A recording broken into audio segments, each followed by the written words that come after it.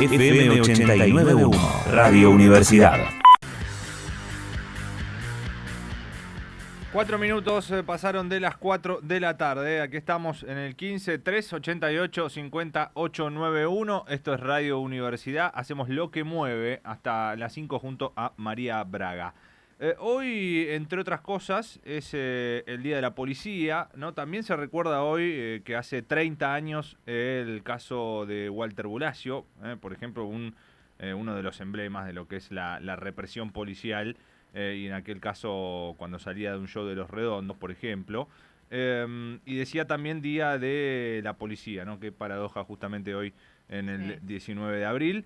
Se van a empezar a ver, María, mayor cantidad de efectivos de la policía también en las calles para hacer cumplir el DNU, el decreto de necesidad de urgencia, para tratar también de bajar la circulación, que es lo que está exponiendo cada vez más a la población al virus.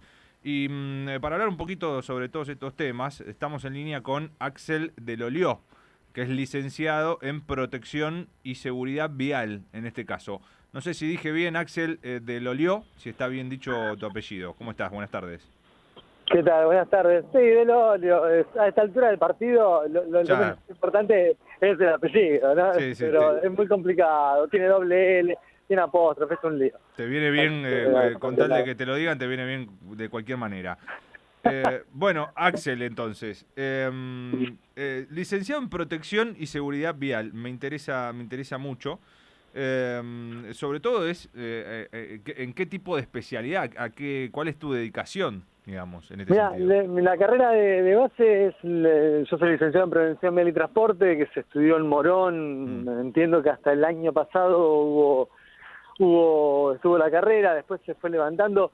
Un poco el campo de acción es lo que hacemos con el equipo es asesorar municipios, en algunos casos provincias. Hemos desarrollado herramientas de gestión, sobre todo para municipios y provincias. Bien. Y después, bueno, dentro de todos los programas que hacemos tenemos un fuerte laburo en lo que es transporte de niños en vehículos y demás. Así que bien, un poco por ahí viene lo que tiene que ver con la seguridad vial por parte de nosotros. Bueno, y con los temas de circulación y seguridad y protección, digo, tan en tema, ¿no? En estos últimos días, ¿cómo ves la situación en cuanto a tratar de contener, de preservar con seguridad la circulación en el medio de una pandemia, ¿no? Que me imagino esto, no sé si lo habrán estudiado, me parece que ahí tuvieron que mejorar tal vez un poco los libros en este sentido. ¿Cómo estás viendo esta situación? Bueno, mira, el año pasado cuando empezó todo esto de la pandemia, nosotros empezamos a hablar un poco de lo que era la micromovilidad. Hasta ahora veníamos hablando a nivel macro de lo que era la movilidad sustentable, es decir, empezar a usar la bicicleta por una cuestión ecológica y demás.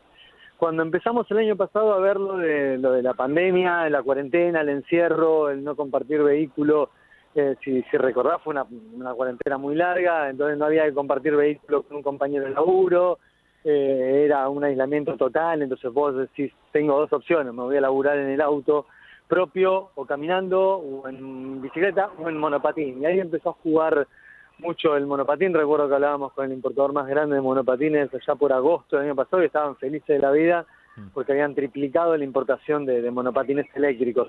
La proliferación de todas las motitos eléctricas y todo eso no deja de ser también una nueva forma de movilidad dentro de esta pandemia, y no es menor, no es un dato menor ese también que vayamos a tener que tener en cuenta, porque en algún momento cuando todo esto vuelva a la normalidad dentro de 1, 2, 3, 4 años, el tiempo que sea, nos vamos a encontrar con un montón de autos, pero también nos vamos a encontrar con un montón de vehículos que no estábamos acostumbrados ni a manejar ni a convivir con ellos. Hasta ahora vos tenías una bicicleta que circulaba por la calle al lado tuyo y ahora te empezás a encontrar con una base, con un palito que es un monopatín eléctrico al lado, o con una bicicleta impulsada ya no con pedal de asistido, sino con una bicicleta eléctrica. Digo, empiezan a existir esas cosas. Claro está que tampoco se da en todos lados, y cuando yo te digo monopatín, la gente dice, bueno, a ver, en González Catán quizás no haya una proliferación de monopatines, pero sí en ciudades más grandes. Esto igual se va a ir transmitiendo de lugar a lugar. La verdad que nosotros veníamos trabajando mucho con municipios medianamente chicos y al principio los intendentes te decían, no, bueno, acá no llegaron, y llegaron los fines de año ya empezaron a decir, bueno, tendríamos que empezar a ver qué hacemos, si reglamentamos el uso de monopatines y ese tipo de cosas, porque los empezamos a ver en nuestra ciudad, digo. Y eso tiene que ver con la modificación de nuestros hábitos justamente en cómo nos movemos en plena pandemia. Hoy estamos con esta discusión de escuelas sí, escuelas no, independientemente de lo que cada uno piense y obviamente toda la politización que se dio alrededor del tema. Yo desde lo técnico te puedo decir, a ver, hoy vos lo importante o lo que se quiere es que no haya transitabilidad. Bueno, en Ciudad de Buenos Aires había dicho que se incrementaba con el comienzo de las clases solamente un 3% el tema del uso de transporte público. La verdad es que yo no sé si, no te genera epidemiológicamente un gran problema. De hecho, nosotros laburamos mucho con Sociedad Argentina de Pediatría, con SAP, que algo de niños entienden quizás, y ellos están totalmente a favor de la apertura de las clases y en contra de que se cierren las escuelas. Digo, me parece que, y también son parte de salud, digo, porque si no a veces dicen, bueno, desde lo técnico ustedes porque lo ven nada más que de una cuestión de transitabilidad. La verdad es que yo creo en los equipos interdisciplinarios y demás, y me parece que hay que ver todos los aspectos, ¿no? En materia de seguridad vial, yo sé que si los chicos no van en los distritos donde de a poco se vayan abriendo las escuelas, si no van en colectivos, en buses, van a seguir yendo en muchos lugares del interior o del otro lado de la General Paz, como suele ocurrir en motos, porque no deja de ser el medio de transporte. Y después los chicos del secundario, bueno, a ver, me parece que estaría bueno que empecemos también a darle un poquitito más de manija al uso respetuoso de la bicicleta. Digo, un chico de cuarto año la verdad es que no lo tiene que llevar papá en el auto ni se tiene que tomar necesariamente un bondi. Si lo que no queremos es que haya circulación, puede ir tranquilamente en bicicleta, sin contacto con absolutamente nadie, llega al colegio, pone la bicicleta en el bicicletero de chapa y ya no tiene contacto alguno ni siquiera con seres humanos, ¿no?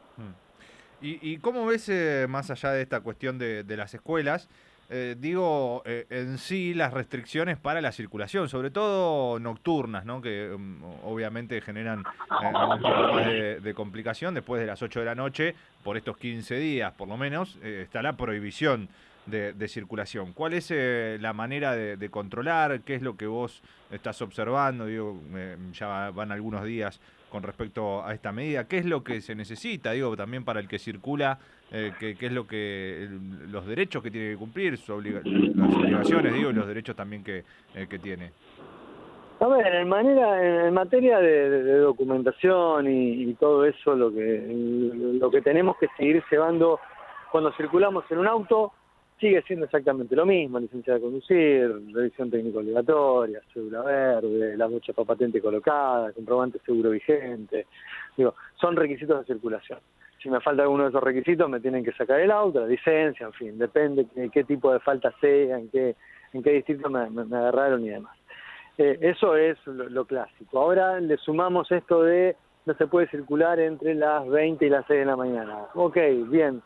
Primero que el decreto la verdad que no está muy claro en referencia a qué se hace con el infractor, ¿sí? Vos venís andando en tu auto, lo único que te dice es que tenés que tener la aplicación, lo que sí se sumó a la aplicación para cualquiera de las personas, con todas las excepciones que hay dentro del decreto de necesidad de urgencia, que tenés que ser esencial para poder circular y demás. Vos ahí lo que se incorporó que no estaba antes era el tema de la SUBE. Vos tenés una SUBE con un número, entonces ahí de repente lo que se incorpora justamente es ligar tu aplicación con tu SUBE, pero tampoco es que se bloquea. Entonces, ¿hasta qué punto es esta prohibición en materia de circulación se puede hacer efectiva? Hay como más dudas que certezas con respecto a esto, y sobre todo lo que más me preocupa a mí en lo técnico es, ok, dale, me agarraste a mí a las 9 de la noche, ¿qué haces? ¿Me sacás de la circulación? ¿Me preso? No se sabe. No está claro. No está claro, no está claro. O sea, depende de cada distrito, depende de cómo... No tiene nada que ver Santiago del Estero con Provincia de Buenos Aires, ni con Ciudad de Buenos Aires. Digo, de hecho, cuando se detuvo hace 3 días a una familia en el Puente Porredón y se le hizo bajar de un colectivo porque no tenía el permiso, lo que fuere, ahí terminaron explicando que venían del hospital y demás, pero en el momento salió Federica a decir que había estado mal y que había sido algo del gendarme que le había parado y que no había actuado de la mejor manera. Digo, cuando vos tenés esas aveniencias políticas y esas desprolijidades es porque el decreto de necesidad de urgencia no es claro, porque si fuese claro, yo sé que ante una falta determinada que cometo tengo un cierto castigo y se acabó. Entonces ahí es cuando digo, hasta me resulta riesgoso en el sentido de decir, si termina siendo contraproducente, porque el no pasa nadismo termina convirtiéndose en eso. Digo, si yo sé que vuelvo a las 8:30 de la noche y no pasa nada, o simplemente lo único que tengo que decir es que soy servicio esencial, o digo, no tenés que presentar ni siquiera documentación que un respaldo. Digo, ahí es cuando lo que pasa también, me parece a mí, ya pensándolo, es tal vez la indefinición tenga que ver con que no hay una pena realmente para aplicar en este caso. Digo, si la policía o en algún control se detecta a alguien 8:30, 9, 10 de la noche, digo, lo más sensato es, bueno, ¿qué estás haciendo acá? No tenés cómo justificarlo, bueno, anda a tu casa. Digo, porque el cumplimiento tiene que ver con disminuir la circulación. No es que si 2 personas están a las 10 de la noche van a causar un contagio masivo. Es, claro, anda a tu casa. Bueno, el año pasado, en ese sentido, sí había sido mucho más claro. Te agarraban en la calle, te acompañaban hasta tu casa. Punto, ya está. Usted no puede circular, señor, vamos a acompañarlo. No va a seguir purulando por la vida. En ese sentido, me parece que es lamentable, ¿no? Pero evidentemente ahí se evidencia cómo la cuestión política también se metió en el medio y no me importa de qué bando, o sea, no me importa si amarillo, celeste, verde o azul. Acá lo grave es que lamentablemente no se han puesto de acuerdo, digo, porque de un lado de la General Paz o del otro lado de la General Paz viven 2 amigos y no se tratan de la misma manera. Y yo ayer volví a las 6:30 de la tarde por la cancha de River y cuando pasé por Libertador y General Paz, digo, estaba toda la policía. Cuando me fui, la verdad que seguía toda la policía, pero estaban como haciendo ver que estaban y nada más. Digo, acá las cuestiones tienen que ser un poco más claras. Tenemos que saber efectivamente si me vas a agarrar, qué me vas a hacer, dónde me vas a detener, me vas a sacar el auto, dónde lo vas a poner el auto, lo abajo del puente, me vas a dejar el auto. Entonces cuando empezamos con estas cuestiones tan laxas, tan poco claras, tan arbitrarias de un lado o del otro, que si tengo un inspector de tránsito de un color o del otro, puedo hacer una cosa, no la puedo hacer. Digo, termina siendo ¿y en qué quedamos, flaco? No está claro. No está claro, y el no está claro termina siendo un problema, porque como no está claro, ¿qué haces? Sí, bueno, son las 8:30, no pasa nada. Ese no pasa nada es tremendo, porque es lo que nos termina pasando llevándolo a la seguridad vial en nuestro tránsito argentino. No pasa nada, no me pongo el casco, no pasa nada, no me pongo el cinturón de seguridad, un día me la puse. Y ese día, como nunca me había muerto hasta ahora, bueno, ese día terminé chocando sin usar el cinturón, sin usar el casco, y terminamos en el hospital, o terminamos con algún tipo de lesión, o terminamos muertos. Digo, ese no pasa nadismo es el mismo que se aplica al tránsito, y a mí me preocupa. Digo, en Argentina no deja de tener 15 muertos todos los días, y se da justamente por la poca regla, la regla no clara, saber que la autoridad o quien te tiene que controlar no te controla necesariamente de la manera que corresponde. Digo, se torna en algo riesgoso. Dejarlo solamente a que la sociedad diga, bueno, está bien, no hay que salir. A mí me parece que esa deformación de estado ausente en un punto me preocupa mucho. Estamos hablando con Axel Delorio, licenciado en Protección y Seguridad Vial. Está también María Braga, vía telefónica, aquí hacemos este programa, pero en este caso uno está en su casa. María, ¿tiene alguna pregunta por ahí? Sí, ¿qué tal, Axel? ¿Cómo estás? Bueno, ¿no? María. Yo te escuchaba recién y la verdad es que la idea es que le podamos llevar a la gente un poco de claridad, ¿no? Porque en realidad hay cuestiones que marca el decreto y que son muy claras, cuando hay una prohibición de salir, que quizás a veces por cuestiones argumentales o por no cargar las tintas se evita hablar de toque de queda, pero en realidad cuando vos estás aplicando lo que es el artículo 205 del Código Penal, que tipifica los delitos contra la salud pública, acá se prevé una pena entre 6 meses y 2 años de prisión, y eso está claro. Quizás también el DNU habla muy claramente de que se prohíbe en determinado horario, entre las 20 y las 6 horas, no circular por la calle, si no sos trabajador o trabajadora esencial. ¿Quiénes pueden usar el transporte público? También está claro en el decreto, y después queda hacer las regulaciones correspondientes, los decretos correspondientes a los municipios y a las jurisdicciones. Eso me parece que está claro. Quizás lo que falta es un poco de campaña, de comunicarlo mejor a la gente, porque veo que si, vos por ejemplo sos un profesional en esto y hay un montón de cosas que no te quedan claras, ¿qué queda para quienes no tienen conocimiento de esto, no? Tal cual, pero vos fijate que hasta la forma de adherirse en diferentes municipios, ¿qué hacen? ¿Te retienen el auto o no te retienen el auto? Entonces vos hablas con un intendente y te dice, yo voy a retener el auto. Me ha pasado en estos días, este fin de semana.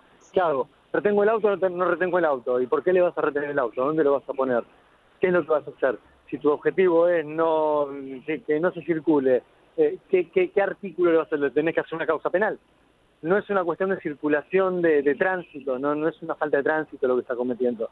Entonces ahí es lo que decís vos, vamos con el 205, listo, hay un problema de salud pública y vos estás atentando contra la salud pública. Buenísimo, pero no es una cuestión de tránsito, no me importa si andás en bicicleta, en auto, caminando. Todos tendrían que tener exactamente el mismo criterio.